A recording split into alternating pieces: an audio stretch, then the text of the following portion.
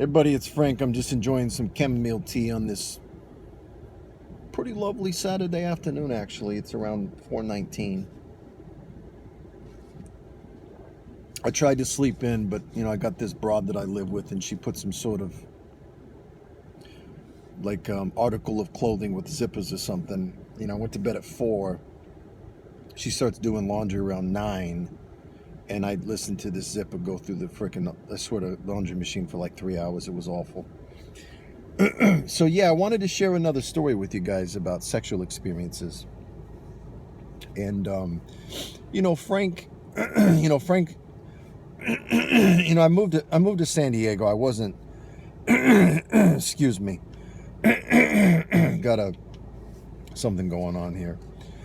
So yeah, I moved to San Diego, and I grew up in a city that doesn't sleep. So I'd go out with my friends and stuff along those lines. And so one night I go out with a guy, and he was this rich guy. His dad actually was the vice president of Budweiser. He had a lot of money. And we were doing cocaine all night. And so we closed the bars, and then we're like, well, what are we going to do now? We're fucking up. So we're like, well, let's go to Tijuana. So we go to Tijuana, and it's very late. And so we go to this place, I believe it was called the Chicago Club. And I sit down. I'd never been in a Tijuana whorehouse in my life.